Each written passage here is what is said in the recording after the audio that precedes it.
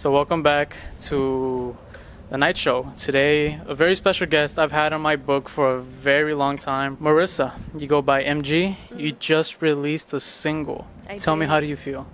About releasing it? Yeah, about everything, the whole thing. I feel honored that I finally was able to do it because it's been on my mind to release music and, just allow people to hear that side of me for a minute. And it's pretty dope to finally be able to put it all out there for everyone. Yeah, and this is your first time working on music? Or is it like... Yeah, so I released a cover song, but that was just to see like how the feedback would be from people and if they actually like fuck with it.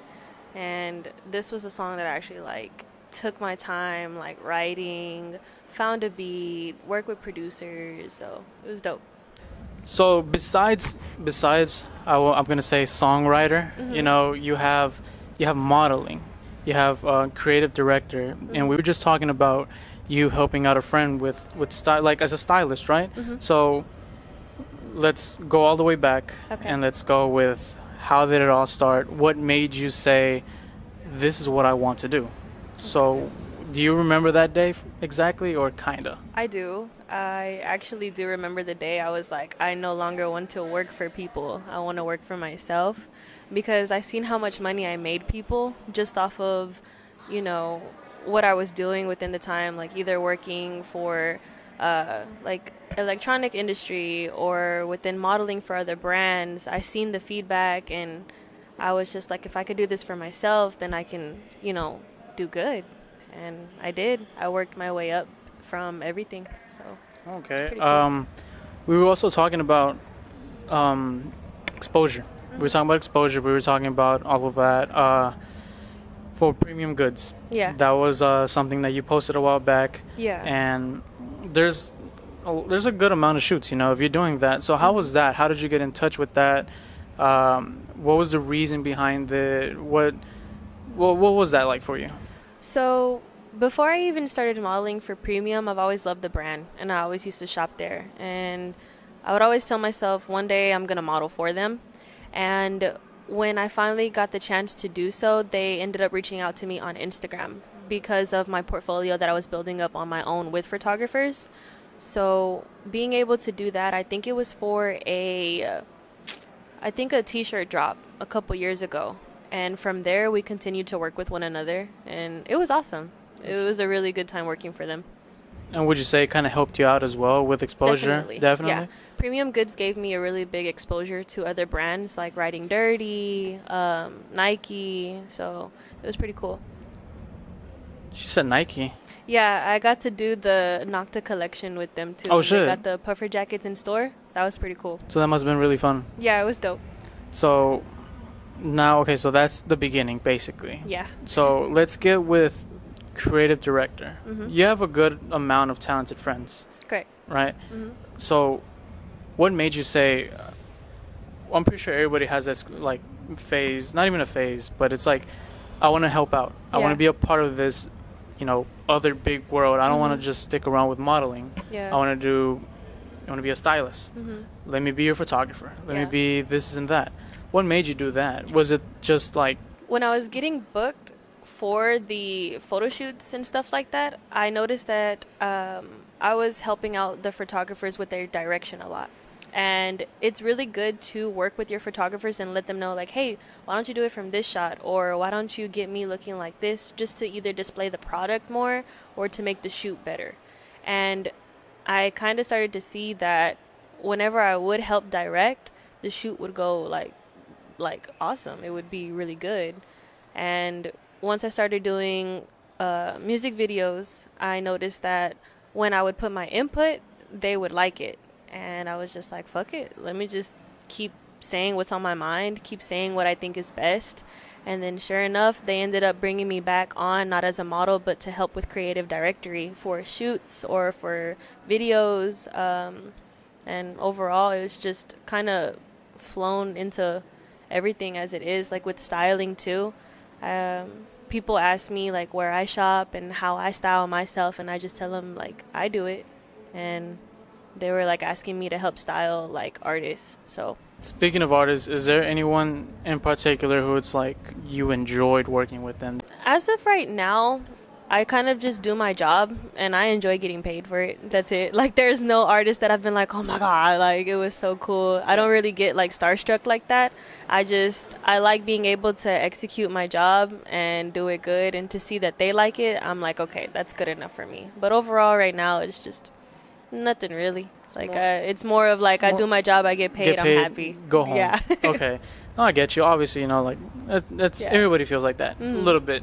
Would you see a difference between being in front of the camera and behind the camera, or is it all the same for you?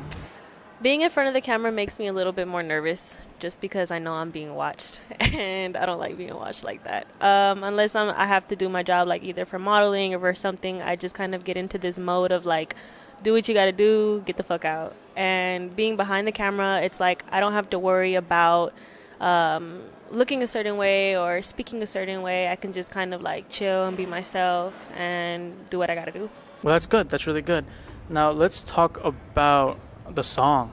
Okay. Let's talk the good stuff. It just came out on the day of this recording. It came out 2 days ago. We might get fucked over by old white people, just like we said. Fuck them. But so let's talk about that song. I didn't even see that they were older people. I'm sorry, y'all. No, you're good. Not you're good. fuck them. Nah. This won't make it. It's okay. We care about our old people. Yes, we do. Did you get that? We care about our elderly. The name of the song is Home. You explained how you felt very vulnerable in this song. Yeah. And I guess the question is, like, why? Like, what was the inspiration behind the song? Okay. My inspiration behind the song were my emotions towards the grief that I went through, and how I handled the grief was by journaling more. I would journal my thoughts, my emotions, and when I got the opportunity to go to the studio, I didn't plan on writing music or singing. Friends asked me to go and help out with the song to do ad-libs. And they were like, bitch, like, you could sing. Why are you not singing? So we ended up playing around in the studio, fucking with beats. I would write for them, and then we would just, like, either freestyle or I would sing. So when I released the Baby Keem cover, that's when I was just like, all right, I need to take this serious.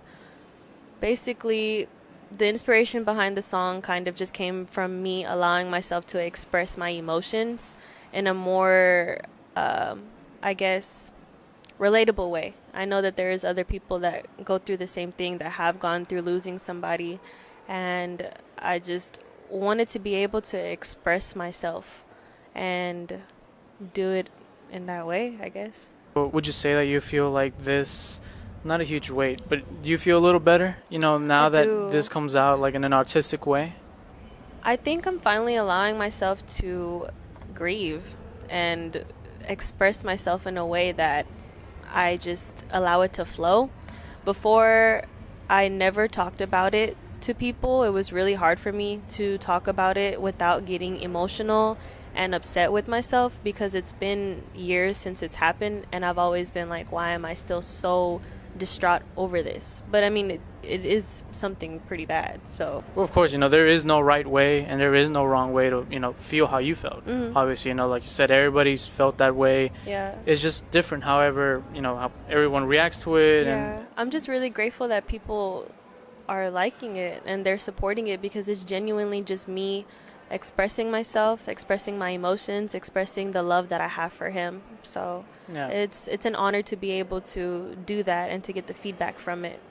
So going from not being able to tell anybody to like putting it out there, and we're in the hundreds, we're high up there. Yeah. So it must be really kind of like, oh shit type of moment. It's kind of nerve-wracking, I guess you can say, because I didn't expect so many people to really fuck with the song like that. I'm sorry for cussing a lot. But, people recognize talent. I appreciate that. I'll go ahead and say that. The way I always tell people is there's two types of people. There's the ones that listen to my song on SoundCloud or Apple Music, wherever. Listen to it. Yeah. And it's like you're just doing it because you just want to have like the money, whatever. You don't care about it. and you can tell when a song is half-assed. Yeah. And then there's another one where it's like, my emotions are out. Yeah. This is how I feel. Here's the song, and then people go and listen to it. Yeah. You didn't have to hit me up and say, listen to my song. I heard it. I heard the sample, and I said, this shit's good. Thank you. So I was like, okay. Appreciate that. I waited for the drop. It came out. There it is. And I asked you about if there's more. There is. So anything you want to touch on that? Yeah, I will be releasing an EP and an album, and I'm dedicating both the EP and the album to him. So it will be very, very, I guess, sad. It's going to be a sad EP and a sad album, but I think I'm going to speak on a lot of things that people don't really know how to put into words when they lose somebody. And I just want to let people know they're not alone, and you're not the only person that goes through this. And I will be touching a lot on mental health, my mental health, how I deal with it, with my depression, especially with the loss and everything, and day-to-day things in life. Like, just because you lose somebody or something happens in your life, that doesn't mean that you stop. Like, you have to keep going, you have to keep working, because days go on. Yeah. Everything keeps turning. The world doesn't stop just because of you. Yeah. So it's like, you fall off, you kind of fucked, you know? Yeah. Yeah, I get you. And it sounds like it's going to be a really good album. Thank you. And I a lot of appreciate people like that. Sadness. I know. I don't know why. I don't know why. I see it, and it kind of worries me, because I don't want people to fall into their depression when they hear my music. I don't want people to feel sad. I want them to be like, I relate to this. Yeah, I didn't know what I was feeling, but now I do. Yeah. Now I can put words to my emotions. And it makes you feel great. You know, Yeah. It makes you feel different. It makes you feel like you did something. To touch on that, that was one of the reasons why I held back from releasing my poetry and my writings, because I've always wrote in my journals. I like to express gratitude towards, the universe, and I like to speak to my higher self. I like to write letters to my higher self, like, Marissa, I'm so proud of you. That way I can look back and see if I accomplished those things that I wrote that I wanted to do. And I didn't want people to think that I was looking for pity or looking for people to feel bad for me. I genuinely just wanted to find a way to heal and express myself and still tie it all into my talents. And yeah, that's kind of why I held back from making music a lot, because the way that it happened, it was really traumatic, and it was so hard for me to speak on it, and I just kind of went with it. Yeah. And I seen the doors that were open towards me, and I felt like I would just be kind of stupid not to recognize the blessings that were in front of me, and a way to honor his life too. Yeah. So. And of course, you don't owe anybody an explanation of what happened, how it happened, nothing like that. But the way you handled it, I felt like there was no other way that you could have done it. It was so good. Thank you. Usually people just bottle it up, but you found a way to open yourself and explain how you felt. Yeah. And like I said, that was really awesome. It was amazing. Unfortunately, this is a 15-minute episode. That's fine. So to wrap it all up, like I said, good shit. Thank you. I can't wait for more to come. And I'm pretty sure, other people can't wait for it either. And hopefully we get to work on stuff soon. It was nice meeting you, and you have about 10 seconds to say anything you want. Plug in anything. Gotcha. Whatever. Go ahead. Thank you so much for having me. It's such an honor to be here. What I would like to say for people, just go after everything that you want. You have one life, and it doesn't matter what people say. If you want to do it, do it.